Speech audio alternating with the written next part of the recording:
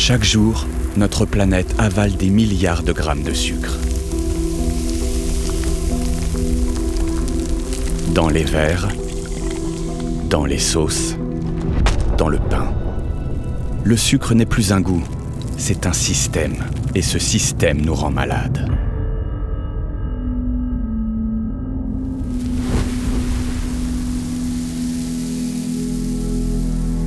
Aux quatre coins du globe, la consommation de sucre atteint des records. 24 cuillères de sucre par habitant par jour en Europe, 30 cuillères en Amérique du Sud, 34 aux États-Unis, 41 au Moyen-Orient. Des chiffres mirobolants qui ne sont pas sans conséquences. La consommation actuelle de sucre est particulièrement alarmante. Un enfant de 8 ans a déjà consommé plus de sucre que son grand-père pendant toute sa vie. Aujourd'hui, l'OMS demande à tous les pays de faire le nécessaire pour réduire la consommation de sucre et la baisser de 50% d'ici 2030. On est dans un monde qui est fou de sucre. Je pense qu'on peut parler, mais véritablement, d'une catastrophe sanitaire, d'une dimension qu'on a encore un peu de mal à imaginer. Quel que soit le régime alimentaire dominant de votre pays ou de votre communauté, le sucre est là et il vous attaque. L'augmentation de la consommation du sucre suit exactement l'apparition de nouvelles maladies qui sont toutes les maladies cardiovasculaires, les accidents vasculaires cérébraux, les infarctus du myocarde, beaucoup de diabète. Et arrive aussi l'augmentation des nombres de personnes obèses. On estime que dans les prochaines années, 1 habitant sur 5 sur la planète sera en situation d'obésité. Il y a 50 ans, on mourait de faim. Aujourd'hui, on meurt de trop manger de sucre.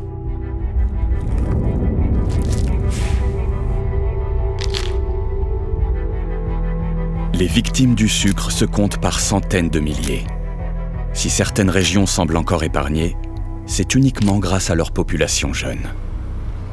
Comme elles sont encore jeunes, leur métabolisme arrive encore à encaisser trop de sucre, mais quand le métabolisme vieillit, il est moins fort pour se défendre, et alors là, il s'effondre. Dans des zones géographiques comme l'Amérique du Sud ou le Moyen-Orient, les effets dévastateurs de l'addiction au sucre se feront véritablement sentir dans 15 ou 20 ans. Et ils seront terribles. Catastrophe annoncée en Amérique du Sud, mais aussi au Moyen-Orient. Situation critique aux États-Unis. Et l'Europe dans tout ça. Malgré les campagnes de sensibilisation, les professionnels de santé alertent une nouvelle fois contre la toxicité de la surconsommation de sucre. L'omniprésence du sucre est un réel problème de santé publique. Le problème, c'est les maladies qui vont avec. C'est-à-dire qu'il y a tout un cortège de pathologies, maladies cardiovasculaires, diabète sucré. Les gens commencent à être conscients des effets néfastes du sucre pour la santé. Mais on l'aime. Voilà, on ne peut pas se séparer de quelque chose qu'on aime facilement. C'est un produit dont on ne se méfie pas. Il a accompagné tous nos moments les plus heureux. Il nous fait du bien, il nous réconforte et on n'est pas prêt à changer. Personne n'est prêt à changer. L'Europe est loin d'être exemplaire. Et son comportement pèse lourd dans les prévisions mondiales, qui, elles, sont sans appel. Selon certaines estimations, on devrait arriver en 2050 à avoir 1,3 milliard de diabétiques dans le monde. Rien que ce chiffre-là me fait peur. 1,3 milliard. C'est véritablement une maladie qui finit par être invalidante et qui a des impacts sur tous les organes. Véritablement une catastrophe sanitaire, c'est véritablement une catastrophe économique aussi. Et ça sera peut-être une catastrophe sociale. Pourquoi ? Parce qu'il n'y aura aucun pays qui aura les moyens d'assumer autant de frais. C'est dans ça qu'on peut parler d'une véritable bombe à retardement.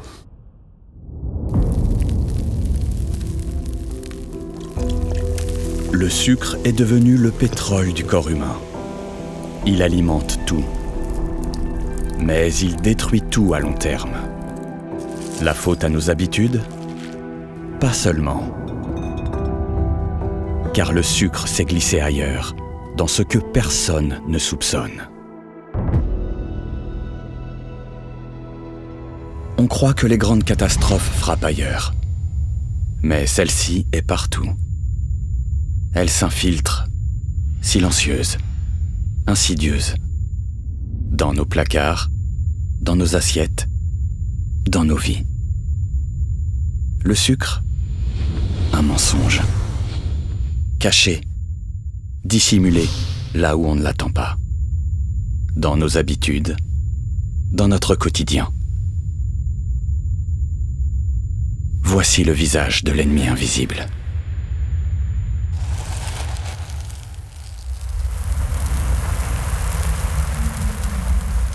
Il est partout. Dans les céréales, dans les biscuits. Mais le sucre se cache aussi dans le salé.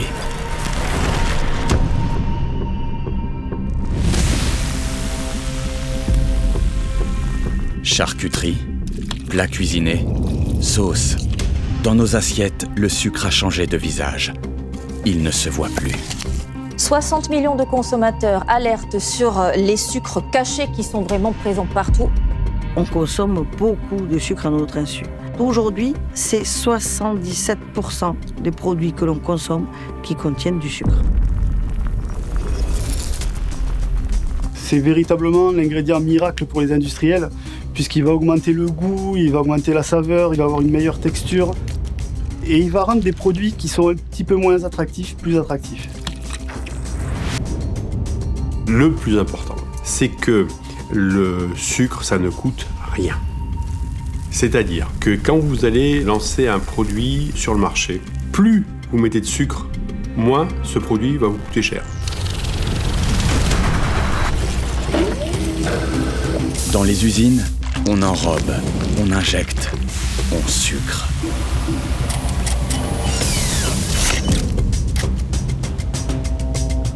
Et même derrière chaque goût maison, il y a du sucre.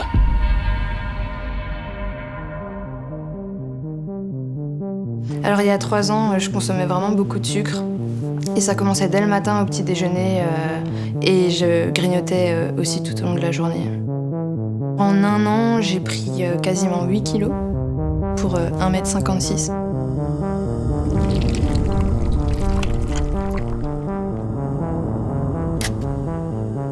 C'est assez compliqué de trouver un produit transformé ou industriel qui ne soit pas sucré. Invisible dans nos plats, mais aussi indétectable sur les étiquettes. Le sucre disparaît aujourd'hui sous plus de 50 appellations. Dextrose, dextrine, maltose, sorbitol, maltodextrine. Ça devient de plus en plus difficile pour le grand public de réellement comprendre ce qu'il consomme. Si vous n'avez pas, je dirais, un master de nutrition ou de biochimie, vous ne savez pas que l'isoglucose, finalement, ce n'est que du fructose. Trop de sucre, même sans le goût du sucre. Notre cerveau en redemande sans cesse. C'est une dépendance chimique, une drogue en robe d'aliment. Le sucre génère des sécrétions d'hormones comme la dopamine, qui est une hormone du plaisir. Pour aller chercher le renouvellement de ce plaisir, et bien évidemment, on est appelé à reconsommer encore et encore du sucre. Le véritable coup de génie de l'industrie agroalimentaire, c'est d'avoir transformé toute notre nourriture en friandise. On ne se fait pas du bien, on se fait plaisir. Me passer de sucre pendant une journée, c'était clairement pas possible. Si je faisais vraiment l'effort et que j'essayais de pas en manger, c'était super dur, comme s'il me manquait quelque chose. J'étais vraiment addict au sucre, oui. Les produits qu'on nous propose sont parfaitement agencés, pensés, fabriqués pour que notre besoin de sucre ne soit jamais satisfait. C'est ce qu'on appelle le fameux effet Pringles. Vous ne pouvez pas manger un Pringles et arrêter. Non, quand vous avez ouvert la boîte de Pringles, vous mangez tous les Pringles. Du sucre en excès et le corps se met en état d'alerte.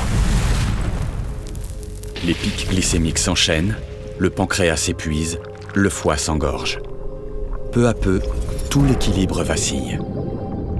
Je suis partie voir un endocrinologue et elle m'a diagnostiqué une insulinorésistance qui est en fait le prédiabète. J'avais 28 ans. Oui, ça m'a fait peur et je l'ai surtout pas vu venir. Véritablement, le sucre rend votre corps totalement fou. Le sucre, c'est le grand perturbateur. Il rend dingue. Le sucre malmène. Mais il tue aussi, lentement, partout, de manière invisible. Ses prochaines victimes ont déjà un nom. Nos enfants. Le sucre ne se contente pas d'envahir nos assiettes. Il colonise nos vies. Il s'invite dès les premiers jours. Nous pensions nourrir, nous commencions à programmer. Ce n'est plus une question de goût, c'est une question d'héritage biologique. Car ce que le sucre abîme chez l'adulte, il l'inscrit déjà chez l'enfant.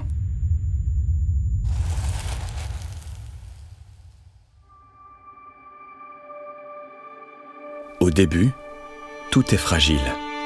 Le corps se construit, le cerveau apprend, le microbiote naît. Mais le sucre, lui, ne dort jamais. Il s'infiltre, il s'impose, il imprime sa trace.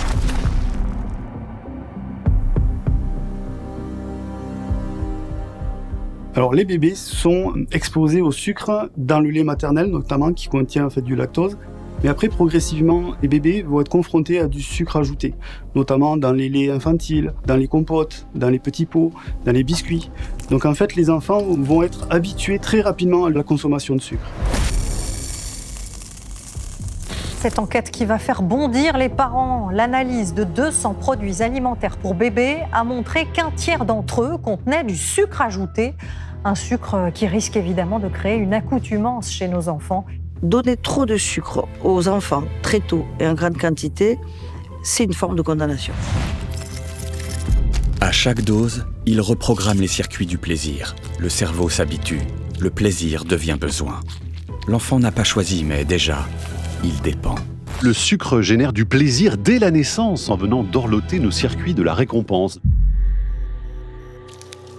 Produire de la dopamine trop tôt et de façon trop importante va générer une forme de dépendance. Et les variations de glycémie qu'on va engendrer chez l'enfant sont également un problème. Au même instant, dans son ventre, la vie tente de s'organiser. Le sucre la dérègle, appauvrit la flore, fragilise l'immunité. Un microbiote blessé, c'est une santé blessée à vie. Le microbiote est particulièrement important. On considère aujourd'hui que c'est même un organe à part entière et même un organe vital. Le microbiote permet l'assimilation des nutriments, permet la sécrétion de substances qui vont réguler notre inflammation, notre système immunitaire. Ailleurs aussi, le corps est en lutte. Le foie et le pancréas combattent sans relâche. Trop tôt, trop fort, et les kilos s'installent. Un enfant de 8 ans aujourd'hui a consommé autant de sucre que son grand-père pendant toute sa vie. L'apparition de l'obésité chez les enfants est plus que préoccupante. Elle augmente plus vite que dans le cas de la population générale. On a toujours peur que nos enfants soient trop minces, trop maigres, qu'ils ne mangent pas leur faim, mais c'est plutôt l'inverse qui se passe. Environ 20% d'entre eux souffrent de problèmes de surpoids ou d'obésité, avec des conséquences diverses pour aujourd'hui et pour demain. Supprimer le sucre, ce n'est pas priver. C'est préserver le goût, préserver la vie. Avant 3 ans, tout se joue. Ce qu'on donne à un jeune enfant façonne ce qu'il sera. Le sucre vole son avenir. Suivi, lui, le lui rend.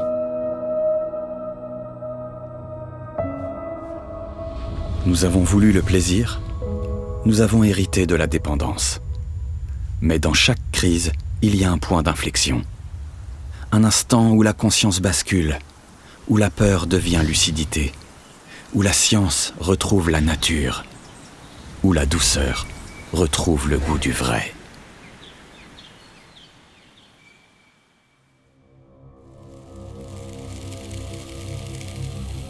Le monde s'est noyé dans le sucre, mais rien n'oblige à y rester. Aujourd'hui, la science ouvre une autre voie.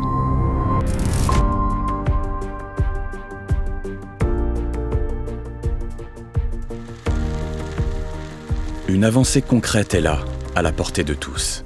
Celle du goût sans le poison. Celle du plaisir sans la dépendance. Celle du sucre sans le sucre. Le sucre existe depuis 700 ans. Il n'a jamais eu de remplaçant jusqu'ici. On a essayé de créer des substituts. Le premier est apparu il y a 146 ans. Mais à chaque fois, on cherchait à mimer, souvent maladroitement, le goût du sucre. Mais jamais les fonctions du sucre.